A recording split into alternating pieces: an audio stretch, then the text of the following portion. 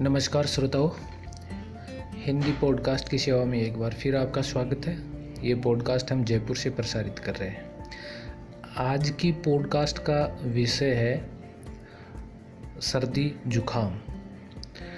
सर्दियों का मौसम शुरू हो चुका है और हम देखते हैं कि हम जब बाहर निकलते हैं तो साधारण सर्दी जुखाम भी हमारे को लग जाती है और फिर खांसी आना, छींक आना, नाक बहना, ये सामान्य लक्षण हैं जो साधारण सर्दी जुखाम के हमें देखने को मिलते हैं। लेकिन चूँकि अभी इन दिनों कोरोना महामारी चल रही है और कोरोना महामारी के चलते जब सर्दी जुखाम लगती है तो हम चिंता में पड़ जाते हैं कि कहीं कोरोना न हो जाए, और इस तरह से हम चिंतित भी हो जाते हैं और ये सोच कर के परेशान होने लगते हैं कि कहीं कोरोना न हो।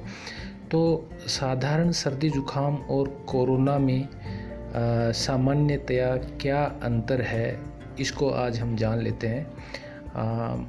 मैं यहाँ पे आपको एक डॉक्टर हैं जो साकेत हॉस्पिटल न्यू दिल्ली में हैं, उनके द्वारा लिखे गए एक साधारण लेख को आपके साथ शेयर करता हूँ, जिन्होंने बड़े अच्छे तरीके से बताया साधारण सर्दी जुखाम और कोरोना में क्या अंतर है।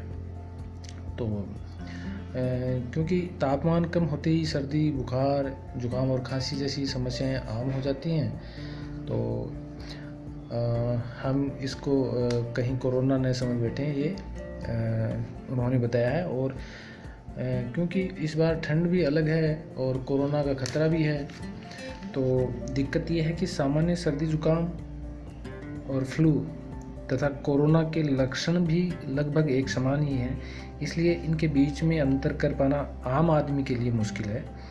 और ऐसे में यदि कोई कोरोना से संक्रमित हो और समय पर उसको उपचार न मिले तो वह अपने साथ साथ दूसरों को भी खतरे में डाल सकता है, इसलिए अपने को ये अंतर जानना बहुत ही ज़रूरी है। तो इसके जो सामान्य लक्षण हैं वो मैं आपको बताता हूँ। तो इन दोनों में बुखार के साथ ठंड लगना, खांसी और बलगम, जुकाम, थकान और कमजोरी, सांस लेने में मुश्किल होना, पसलियों में दर्द, गले में खराश या दर्द, सिर दर्द, नाक बहना, शरीर में दर्द होना। जुकाम के कारण कभी कभी हम सुगंध भी महसूस नहीं कर पाते हैं और अब खाने पीने की चीज़ों का स्वाद भी थोड़ा कसैला सा हो जाता है। ये समान लक्षण हैं। हालांकि कोरोना में इन लक्षणों के साथ साथ कुछ लोगों को उल्टी और दस्त भी होते हैं, स्वाद और खुशबू महसूस नहीं होती है। तो अगर आपको सामान्य सर्दी जुकाम के साथ साथ स्वाद और सुगंध भी महसूस होना बंद हो गई है तो आप थोड़े सचेत होएं और सचेत होकर के प्राथमिकता से कोरोना का टेस्ट करवाएं, जहां पे आपको विशेषज्ञों द्वारा गाइड किया जाएगा कि आपको कोरोना है तो क्या उपचार लेना है और साधारण सर्दी जुकाम है तो आपको क्या उपचार लेना और क्या बचाव करने हैं। दूसरा, इसमें अपन फ़र्क कैसे कर सकते हैं, तो इसका असर जानने के लिए हम क्या करते हैं कि मौसम सामान्यतः बदल रहा है, क्योंकि अचानक से कई इलाकों में बारिश और ओलावृष्टि होने की वजह से सर्दी के तेवर में बहुत तीव्रता से फ़र्क पड़ा है और सर्दियां बहुत जल्दी इस बार आई हैं। तो सामान्य फ्लू या गंभीर फ्लू का कारण ये सर्दियां बनती हैं। एक तरफ जहां सामान्य फ्लू 2 या 3 दिन में ही ठीक हो जाता है, वहीं दूसरी ओर गंभीर फ्लू 5 से 7 दिन तक बना रहता है। यदि एक हफ्ते के बाद भी लक्षणों से राहत नहीं मिल रही हो तो आप धीरे धीरे ये लक्षण और गंभीर होते जाते हैं, तो ये कोविड-19 या कोरोना हो सकता है। हालांकि अनुमान लगाने के बजाय आप इसकी जांच कराकर पुष्टि करें। और लक्षणों का समय क्या होता है कि फ्लू के मामले में लक्षण 1 या 2 दिनों में ही महसूस होने लगते हैं, लेकिन गंभीर फ्लू के लक्षण 1 से 4 दिन के बीच दिखाई देने लगते हैं। किसी को पहले दिन से ही ये लक्षण दिखाई देने लगते हैं और किसी में इम्यूनिटी पावर अच्छा है तो वो 4 या 5 दिन भी उसको लग सकते हैं, 4 या 5 दिन के पश्चात भी उसको लक्षण आने लगते हैं। तो जबकि कोरोना की बात करें तो अमूमन इसके लक्षण संक्रमण के दूसरे हफ्ते में स्पष्ट होते हैं। अब यहाँ पे आपको ये ध्यान देना है कि सामान्य फ्लू एक दिन से लेकर 4 दिनों के बीच में उसके लक्षण दिखाई देने लगते हैं, लेकिन कोरोना अगर है तो उसके लक्षण जो है कम से कम 1 सप्ताह बाद ही आपको दिखाई देंगे। कुछ मामलों में इसके लक्षण 2 दिनों या फिर 10 दिनों के बाद भी नज़र आ सकते हैं। ऐसे में हल्का जुकाम और खांसी शुरू होते ही घर में रहें, बाहर ना जाएं, घर वालों से भी संपर्क न्यूनतम कर दें।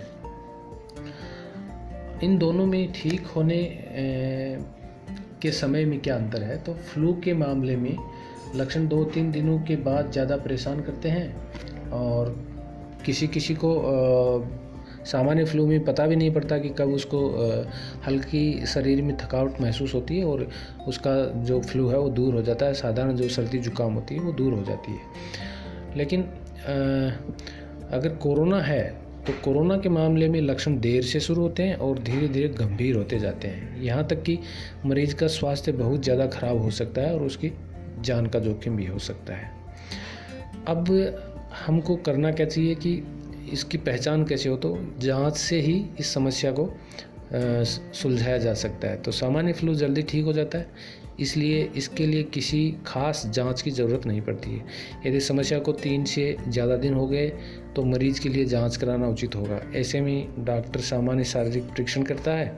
यदि मरीज़ समस्या के 5 दिनों के बाद डॉक्टर के पास पहुंचता है तो खून की जांच की सलाह भी दी जाती है। और व्यक्ति को बुखार, खांसी और जुकाम जैसे कई लक्षण हैं तो कई दिनों से परेशान हो तो उसको और भी कुछ जैसे बलगम की जांच भी करवाने के लिए बोला जा सकता है। और हालात में कोई सुधार नहीं हो रहा है तो डॉक्टर खून की जांच के साथ साथ फेफड़ों की सीटी स्कैन वगैरह भी करने को बोल सकते हैं। और अगर कुछ और भी सामान्य लक्षण दिखाई दे रहे हैं तो आपको आगे आकर के कोरोना की जांच करवानी चाहिए।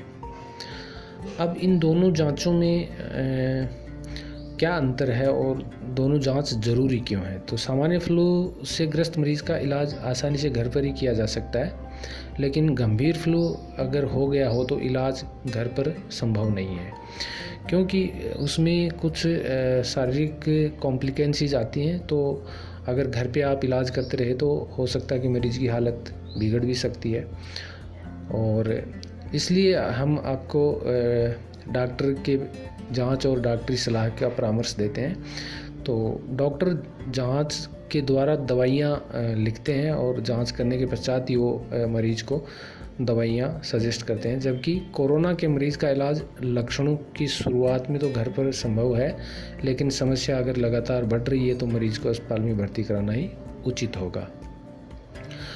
इलाज के बाद आपको क्या क्या सावधानियां बरतनी है और क्या क्या आपके खान पान में अंतर रहेगा? तो इलाज के बाद फ्लू ठीक होने के बाद व्यक्ति को हल्की कमज़ोरी महसूस होती है, जो कुछ दिनों में ठीक हो जाती है अपने आप से और आप रूटीन के काम करने लग जाते हैं। लेकिन कोरोना के मामले में इलाज के बाद भी व्यक्ति को बहुत ज़्यादा कमज़ोरी महसूस होती है। इसके बाद स्ट्रोक का खतरा भी बढ़ जाता है। तो उससे उबरने के लिए चिकित्सकों के परामर्श में रहें और जो भी चिकित्सक आपको परामर्श देते हैं जांच करवाने के लिए वो जांचें पूरी करवाएं।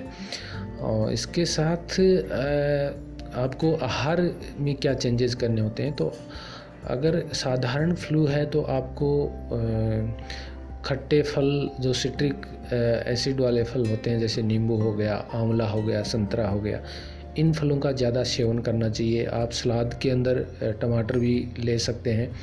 और अगर आप लगातार 3 दिन तक अपने आहार को बिल्कुल भी चेंज कर दें तो आपकी जो रिकवरी रेट है वो बहुत तीव्र गति से हो सकती है। जैसे कि आप सलाद के अंदर तीनों समय आधा किलो टमाटर और 1 खीरा ये शामिल करें, तो अगर उसी पे आप निर्भर रहते हैं, जैसे सुबह का नाश्ता भी आपने टमाटर खीरा लिया, दोपहर का खाना भी आपने भरपेट के सलाद ही खाया और अनाज का सेवन कम करें 3 दिन, तो आपकी जो रिकवरी रेट है वो बहुत तीव्रता से होती है।